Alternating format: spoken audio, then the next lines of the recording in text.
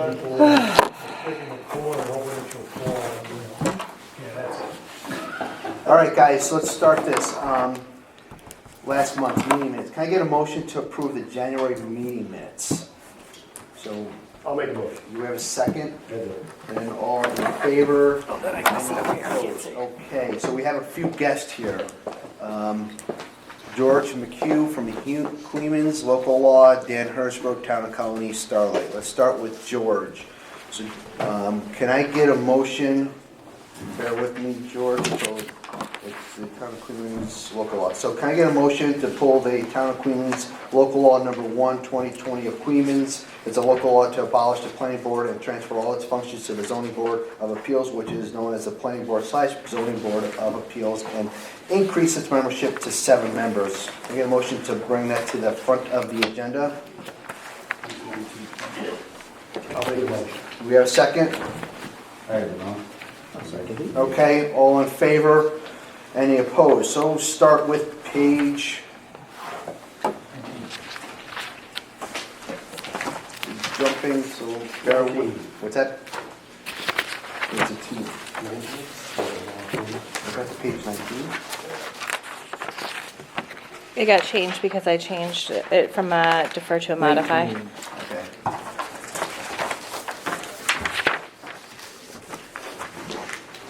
What page is it on? 19. 19, okay. That's, yeah, okay. Yeah, go ahead. I was gonna say, I have Yeah, to. no, I just had both. So local law number, so we have here, is local law number 1 of 2020 Coeymans. This is a local law to abolish the planning board and transfer its functions to the zoning board of appeals, which it to be known as the planning board / zoning board of appeals, and increase its membership to 7 board members. There is staff opinion is modify local approval to 1, include if the town consolidates the ZBA and planning board, New York State enabling law requires subdivision reviews to become the jurisdiction of the town board. Number 2, notification of local law updates should be sent to all adjacent municipalities. There are some advisory notes here. The advisory number 1, it says the Department of State discourages the consolidation of zoning board of appeals and planning board and offers no best practice recommendations. It states that the intent of the land use administration supplied by the zoning board of appeals should maintain an appropriate separation of power from a planning board. A separation of power maintains impartiality in addressing zoning requirements and land use policy. Number 2, the Department of State Division of Local Government Services has adopted best practices to help municipal governments administer land use policy. The DOS recommends consolidation of the village and town boards with the same jurisdictional intent when consolidation is needed to obtain efficiency. The Department of State encourages the Town of Coeymans and the village of Ravenna to consider consolidating their respective planning board and zoning board of appeals as an option before consolidating the town planning board and ZBA. The DOS Division of Local Government Services provides resources and intermunicipal board consolidation.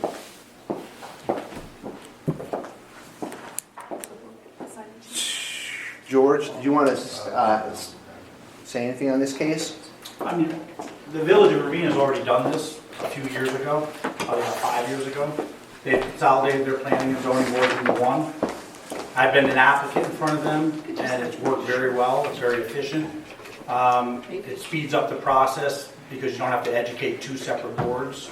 So I like the way it worked. So now the town board has proposed this. I don't remember if the village got any feedback at all when they did it, but that's kind of the reasoning behind it, is to educate 1 7-member board instead of trying to educate 2. Now, are you on any of the boards? I'm the town supervisor. Okay.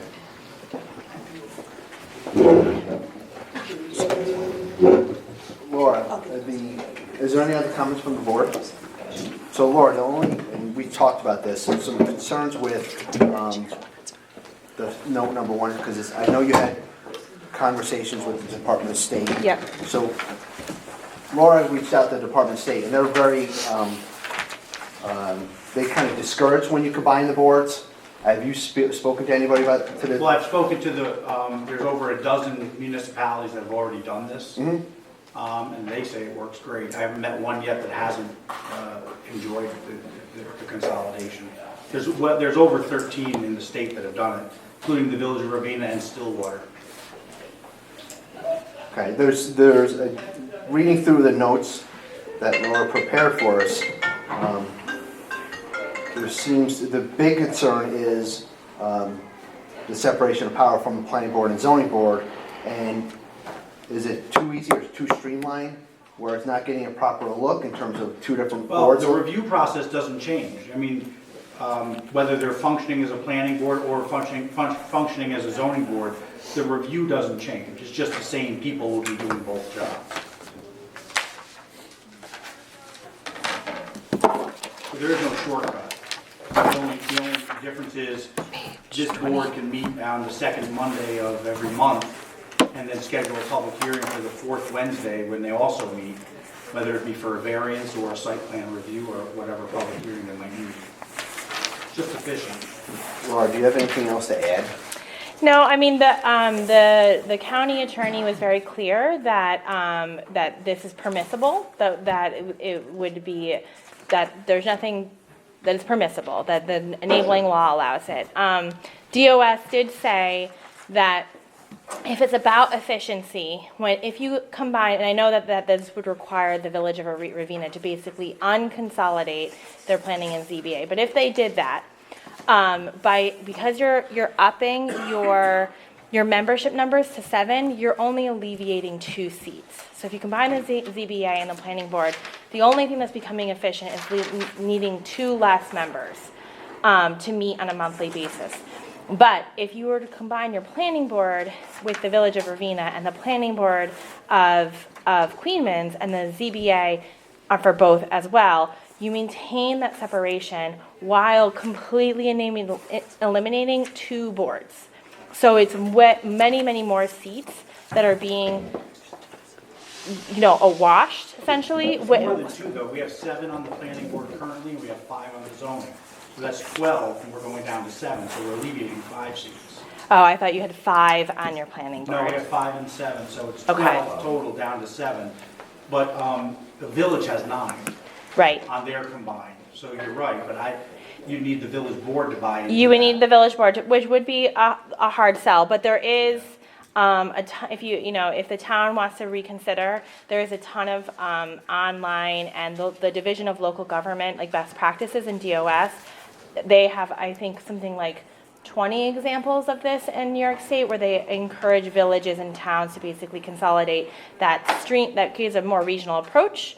It creates consistency and it also maintains impartiality. I'd love to do that. So, but the reason DOS discourages it is because when you go to one place to get an area variance and a site plan review at the same time, the politics of a site plan review can then impact. If a village or a town wants a site plan to go through, they have a incentive to not maintain the ZBA restrictions. And so the idea is when you keep the ZBA and the planning board separated, you maintain impartiality. That said, the county, the executive branch of the county, they're very clear that this is allowed. Ravenna has done it, it's done in other parts of the state, so that's why I recommended a modify. The other thing I will say that the town attorney did tell me is that the subdivision review should go to the town board. So site planning, area variances, all of that, special use permits can be combined into one board with the planning board and the ZBA, with the one exception of subdivision review. Subdivision review should basically get booted back to the town board. The town board is what enables the planning board, and it's what can dissolve the planning board. I'm not sure if this is practiced in the Village of Ravenna, but I do know that you're opening yourself up to liability if you don't. In Village of Ravenna, the subdivisions and the variances are all done by the ZBA planning board. Right. So the DOS said this, and then I called the county attorney, and I just want you to know that they're basically saying the county attorney advises, they looked it up, the actual legal status of the enabling law, and the enabling law, it's a little vague, but it says the town board gives subdivision review to the planning board, and if the planning board is to consolidate or dissolve, it kicks back to the town board. Now, maybe the town board, because it can enable a combined board, can then enable subdivision review to go to them, but I think that's something that I would encourage the town's attorney to really delve into before doing this. Do you have anything else? Right. Laura, the only thing I think is the first sentence of your advisory note. Yep. It says if the Department of State discourages, I think we just have to add something that it was in conversation. In conversation, yep. Yeah, in conversation with the Department of State, they discourage it. So we know that it's It's not in writing. correct. Jerry, you have anything? Brian, Enzo? Okay, can I get a motion? Do we have a second? Second. All in favor? Any opposed? Okay. Before we move on, we do have the local law number 2, Oh, which yes. is their ability to create an escrow account if they need yes. further review. And that was essentially a defer. I basically made it a modify in the sense of they really shouldn't pass 2 unless they're sure 1 will pass, because 2 requires 1 in its writing. I thought this was one where you wanted to modify because if the case got disapproved. That is also it. There's page is that wording in your law that basically says if the person puts a certain amount of money into the escrow account to hire an engineer, an architect, or somebody to review their case, that's above and beyond the town's staff. If they don't end up spending as much as they put in, they get it refunded, but it says they get it refunded when the case is approved. You might want to say when the case is approved or disapproved, because there's no language in the law that says what happens to that extra money if the case is disapproved. So that was the 2 modifications for Yeah, that. so I'm going to bring that, okay, so let's go to,